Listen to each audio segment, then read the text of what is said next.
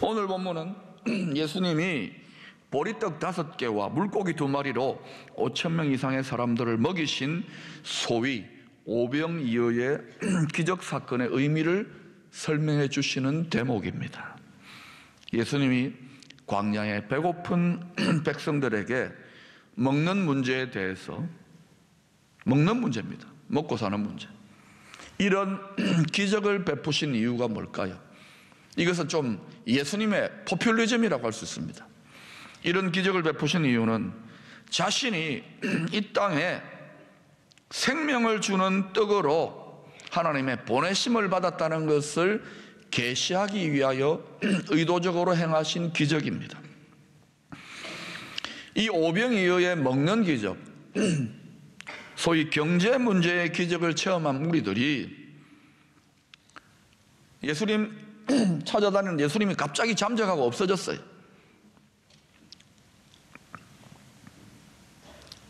그래서 찾아다니는데 갈릴리 호수, 거기가 10km가 넘는 길을 배를 타고 건너가가지고까지 이토록 열심히 예수님을 찾아다니는 이유가 뭘까요? 우리는 그 이유를 이 본문 앞에 15절에서 그 이유를 추측해 볼 수 있는데, 자기를 억지로 붙들어 임금으로 삼으려는 줄 아시고 다시 혼자 산으로 떠나가시니라. 예수님이 인기가 하늘을 찔렀어요. 왜? 백성들이 원하는 먹는 문제, 먹고 사는 문제, 뭐니 해도 경제다, 돈이다, 이거 해결해 주니까 눈이 뒤집힌 거예요. 억지로 붙들어가지고 임금 삼아야 됐다. 우리들의 메시아, 우리가 기다리던 위대한 정치적인 지도자, 대통령감이다, 일자리 창출해주고 경제 문제 해결해주는, 우리를 배불리 먹고 잘 살게 해주는 왕이다, 대통령이다, 이러고 쫓아다닌 거예요. 예수 인기가 하늘을 찔렀습니다. 제가 그때 예수님이었다면 그 인기에 나도 모르게 휩쓸렸을지 몰라요. 근데 주님은 그것을 배설물처럼 여겨버려요. 그리고 혼자 잠적해서 산에 가서 기도하셨던 것 같아요.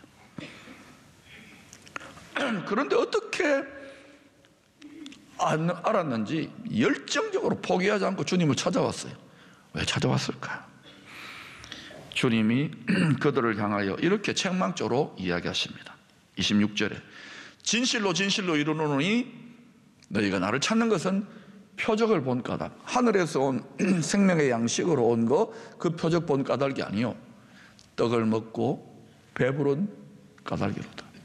나한테 오면 떡 몇 조각 더 얻어먹을까 봐. 세상의 떡이죠.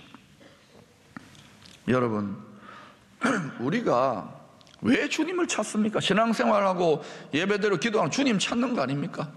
왜 찾고 구하고 두드립니까? 여러분 깊이 생각해 보셔요. 어떤 집사님은 10년 전에 우리 교회 먼저 다니는 거래처 사장 집사님이 교회 한번 나와주면은 내가 큰 건 하나 계약해 주겠다고 하니까 이분이 나왔대요. 그런데 교회 나와서 얼마 안 돼가지고 예배 드리다가 소위 은혜를 체험한, 하나님을 인격적으로 만나고 깨닫게 된 거예요. 그래가 지금 그분이 10년 됐는데 기둥처럼 쓰임 받고 있어요. 아주 교회 든든한 기둥이 되었어요. 하나님을 제대로 만난 사람입니다. 자기를 드러내지도 않아요. 오히려 계약 큰 건 해주겠다고 한 그 집사님이 오히려 그분보다 좀 뒤처지고 있는 것 같아요. 내가 볼 때는. 또 어떤 권사님이 노총각 청년한테, 야, 교회 가면 우리 교회 마음 착한 자매들도 많아, 장가 가는데 유리해, 이래가지고 교회 나왔다는 거예요. 근데 이 친구도 예배 드리다가 혹시나 하고 장가 가는데 보탬이 될까 나왔는데 하나님을 인격적으로 체험하고, 그리고 장가고 뭐 큰 건 계약이고, 야, 이 예수 안의 비밀, 예수 안의 대박이 이거구나 하고 이 친구도 완전 인생이 달라진 거예요. 그 초청한 권사님보다 믿음이 더 좋아져 새벽 기도까지 나와요. 여러분, 이런 식으로 교회에 나왔다가 엉뚱한 동기죠. 사실은 성숙한 동기가 아니잖아요. 우리도 처음에 다 그랬습니다. 부분적으로 다 그런 동기들이 있어요. 교회에 나왔다가 영원한 생명의 양식, 하나님 나라를 회복하는 메시아로 오신 이 세상에 오신 예수님을 인격적으로 만남을 통해서 변화된 분들이 많습니다. 그러나 아직까지도 교회 왔다 갔다 하시지만 마음을 하늘의 양식, 땅의 세상의 양식이 아니라 하늘의 양식, 하나님 나라, 하늘의 양식이 누구입니까? 예수 그리스도에게 초점을 두지 못하고 교회 왔다 갔다 하지만 오로지 이 세상과 육신에 먹고 사는 문제에만 마음을 빼앗겨서 신앙생활하고 있는 분들도 없기를 바라지만 있을 겁니다. 여러분 한번 측정해 볼까요? 지난 한 주간 여러분 하늘의 양식 되시는 예수님을 얼마나 생각했습니까? 안전하서나 그분 생각했습니까? 아니면 엉뚱한 생각하셨습니까? 그게 단적으로 측정되어진 거예요.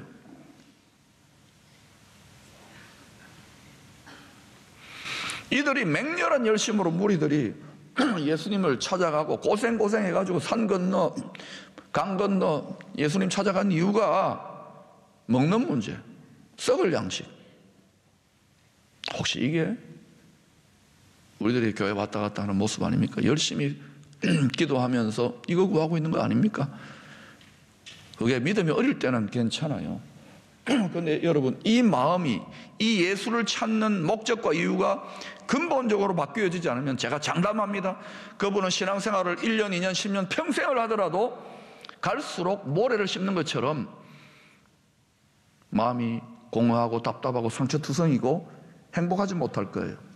겉으로는 직분을 가졌다, 내가 목삼내 하지만은 행복하지 못할 거예요. 내게 부족함이 없습니다, 이런 경험 못할 거예요. 살아계신 하나님의 생생한 역사를 체험하는데 한계가 있을 것입니다. 이유가 뭘까요?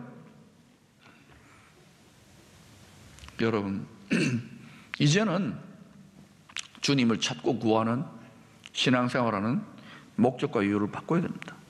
하늘의 양식이 되시는 예수 그리스도의 마음과 뜻, 그분의 나라를 위해 안전하서나 생각하면서 그분의 뜻이 뭔가를 의지하면서 살아가야 될 때가 된 거 아닙니까?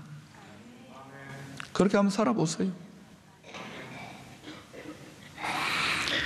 주님이 우리에게 주시는 신앙생활의 바른 방향, 바른 목적에 대한 대답이 27절에 나옵니다. 여러분 읽어보십시다. 시작.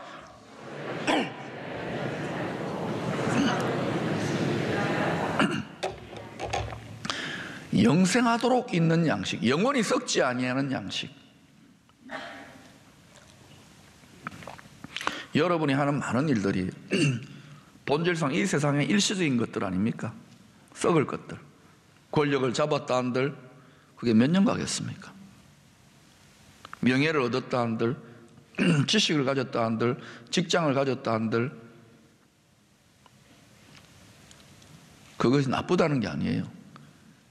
주님이 기껏 그 문제, 신앙생활이 기껏 그 용도로만 되어진다 그러면 여러분, 전능하신 하나님, 우리를 유배지에 훈련 보내신 왕이신 하나님 아버지의 뜻을 전혀 깨닫지 못한 거예요.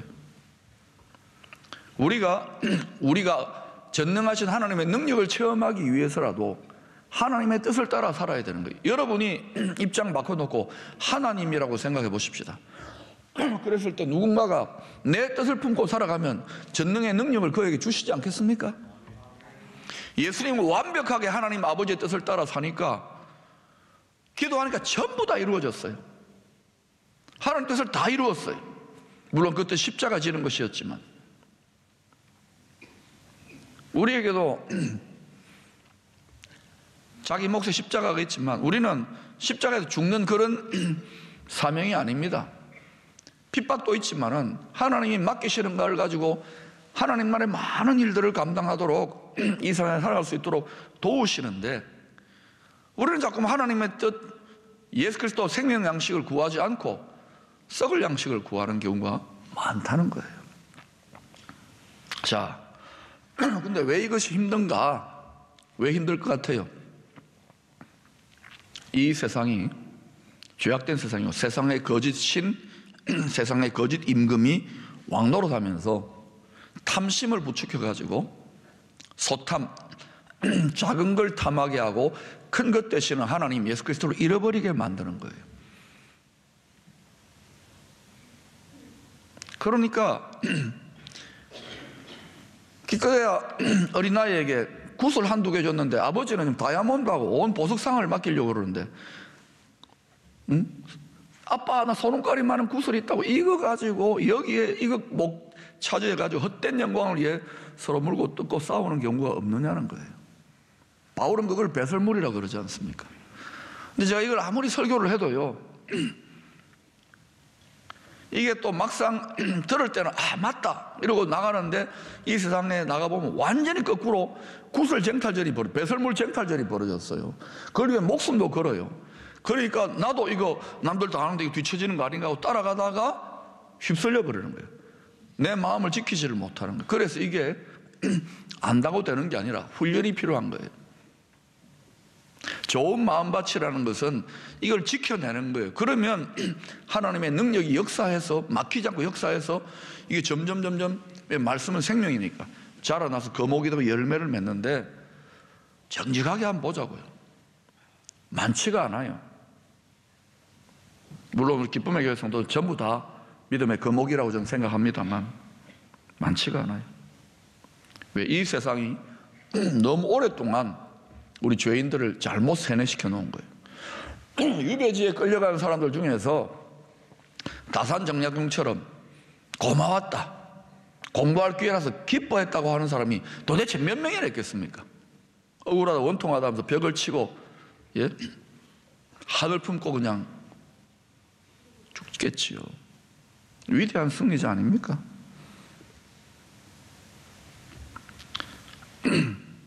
제가 설교를 해보고 여러 강의를 다녀보고 하는데요, 잘 모르지만 아마 이런 분들이 많은 것 같아요. 목사님은 교회 안에 있어요. 세상 물정을 잘 몰라요. 너무 포실합게 교회 안에 있으니까. 또 심지어 이렇게 말은 안 하지만 이렇게 생각하면, 하나님도 목사님 세상을 잘 몰라요. 우리가 얼마나 힘든지. 그래서 예수님이 하나님 아닙니까? 내가 한번 체험 삶의 현장 하자고 이 땅에 오셨잖아요. 사람으로. 시험도 다 당해보시고 매 맞는 거, 아픈 거, 피 흘리는 게 얼마나 무시를 당하고 핍박받는 게 얼마나 고통 다 체험했어요. 죄는 없으시지만. 그래 놓고 다 이루셨어요. 우리 이런 말 하죠. 어떻게 목사님, 하나님 어떻게 이 죄 많은 문제만 세상에서 하나님 말씀인데 어떻게 다 삽니까? 목사님은 그래 삽니까? 그런 말 하지 마세요. 저한테. 살려고 안간힘 쓰지. 그러니까 주님은 다 사셨잖아요. 그것도 뭐라고 합니까? 예수님이 다 사셨죠. 예수님 사람이 되었다니까요. 예수님 성령의 능력을 의지해서 유혹과 시험들을 이기고 다 이루셨어요. 그래서 예수님이 너희도 이렇게 살아봐라. 성령님을 의지해서, 하나님을 의지해서. 근데 우리는 살기도 전에 자빠져 버립니다. 아멘 하고서는 세상으로 나아가면 편안한 자리에 주저앉아. 여러분, 하나님 말씀대로 이 불의하고 죄악되고 악하고 음란한 세대에서 하나님 말씀대로 거룩하게 산다, 순결하게 산다, 불편합니다. 불편하게 사는 거예요.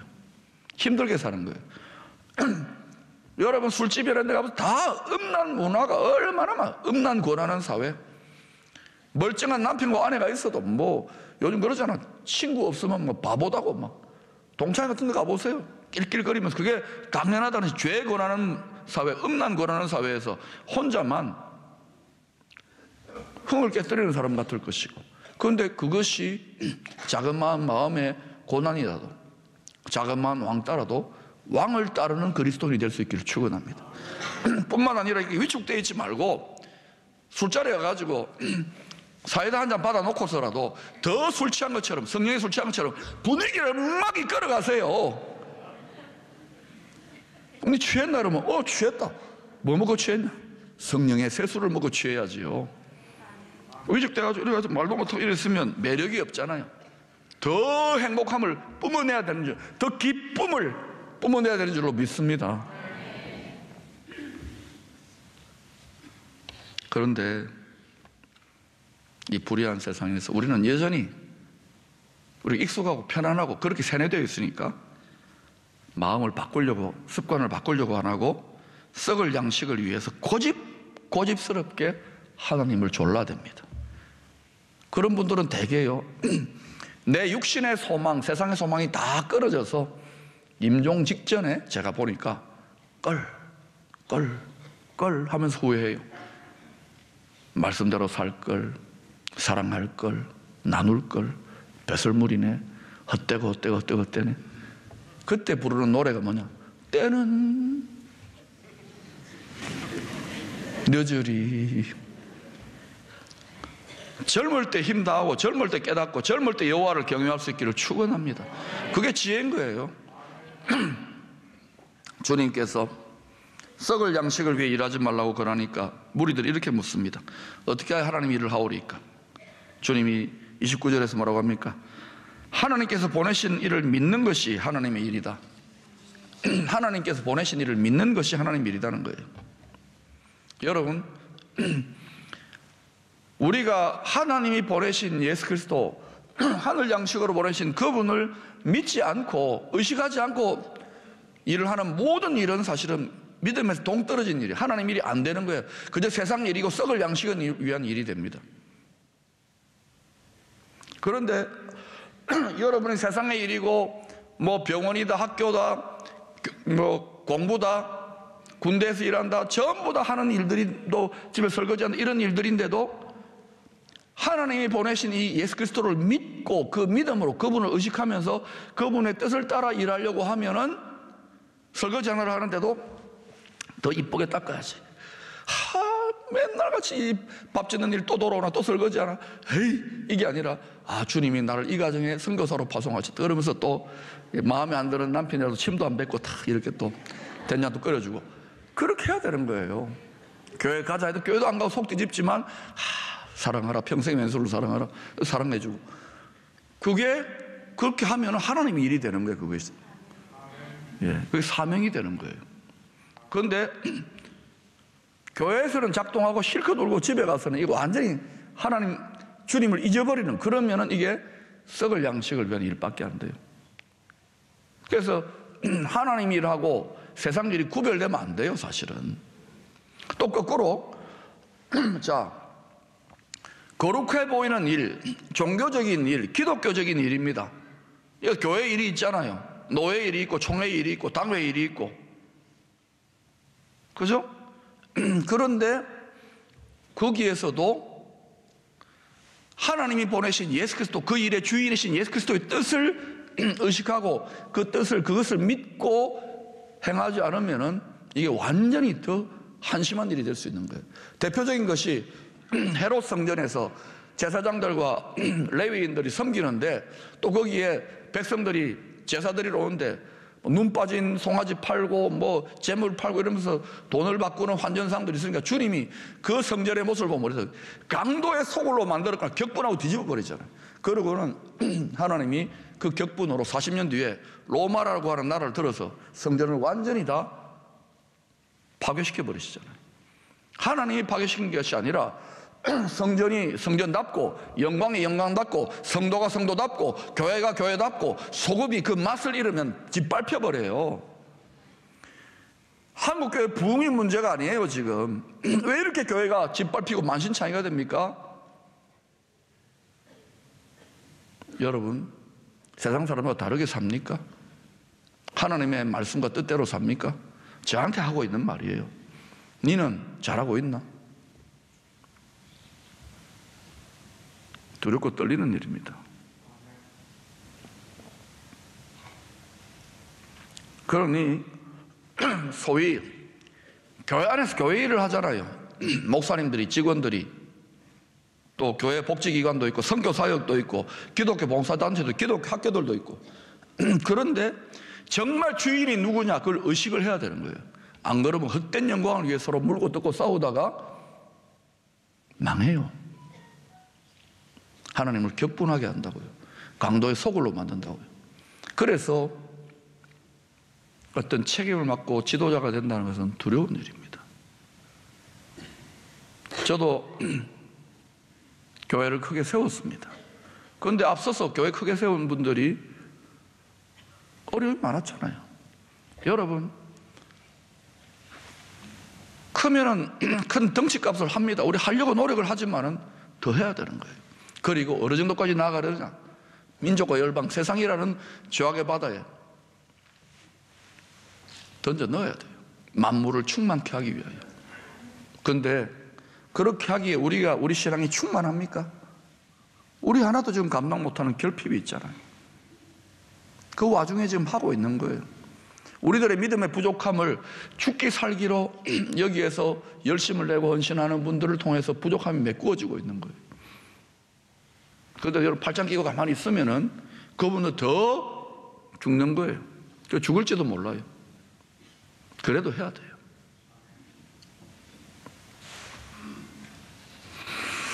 여러분, 작년에 많은 일들을 했었습니다. 근데 제가 그때 교역자들이나 실무 담당자들이 항상 했던 말이 있습니다. 일이 잘 되고 못 되고 그게 중요한 게 아니다. 뭐 사람들이 얼마나 오고 그건 일은 지나가고 말잖아요. 계속 우리에게 영속적으로 영향을 미치는 하나님에 대한 믿음이 얼마나 성숙하고 성장했는가. 나는 이 실무자들, 이 지도자들이 이 일을 감당함으로 믿음이 자라났으면 좋겠다고, 믿음이 성숙해졌으면 좋겠다고, 예수님의 믿음, 예수님의 성품이 나왔으면 좋겠다고. 저는 그거 보는 거예요. 그거. 기쁨에 부응한다 하더라도 우리 믿음의 상태가 어떠냐 더 중요한 거예요. 숫자가 늘어나는 게 중요한 게 아니에요. 그거는 뒤따라오는 거예요. 여러분, 교회가 여러 가지 많은 일들을 하고 또 많은 헌신들을 하니까 좀 부담스러운 교회로 낙인이 찍히는가 봐요. 야, 기쁨의 교회는 부담스럽다. 저기 가면 프로그램도 많고 헌금도 많고 사역도 많고 편안한 교회를 선호하는 것 같은데, 여러분 잘 들으세요. 그 부담을 능가하는 살아계신 진짜백의 하나님의 능력과 지혜와 사랑을 경험하게 되면 부담이면 내 생명을 따드려도 아깝지 않은 정도의 하나님을 만나야지요. 그게 진짜백의 하나님 아닙니까? 여러분, 말과 혀로 전도하는 게 아닙니다. 여러분이 체험하고 누리는 하나님을 전하는 거예요. 복음을 누리는 만큼 전할 수 있는 거예요. 복음을 누리고 있습니까? 믿음이라는 것은 믿음이 좋다, 믿음이 약하다, 믿음이 크다, 믿음이 작다, 이런 문제가 아니에요. 여러분, 믿음은 죽고 사는, 영원히 죽고 영원히 사는 문제고, 믿음은 축복과 저주, 구원과 심판을 가르는 심각하고 중요한 문제입니다. 세상이라는 광야 유배지에서 우리는 다시금 약속을 하고 믿음을 훈련하는 도장이에요. 바라건대는 여러분, 믿는 것이 일입니다. 올 한해 많은 하나님의 일을 감당하는데 예수 그리스도를 의식하고 그분을 믿으면서 하나님의 뜻을 따라 행하면, 여러분, 우리가 하나님의 기특하신 뜻을 따라, 기뻐한 뜻을 따라 행하면 모든 것의 주인이신 하나님이 넉넉하게 공급하시지 않겠습니까? 그러면 거꾸로 우리가 결핍을 느낀다, 부족함을 느낀다, 교회나 여러분 개인이나. 그러면 우리에게 온전하지 못한, 분량이 채워지지 못한 부분이 많은 거예요. 그래서 우리가 할 게 뭡니까? 회개밖에 없는 거예요. 넘쳐나야 되겠죠. 제대로 믿어야 되겠죠. 뭐 민족과 열방 맺혀보는 게 아닙니다. 갈 길이 먼 거예요. 믿는 것이 일입니다. 저와 여러분의 믿음이 성장하고 성숙하는 한 해 되었으면 좋겠습니다.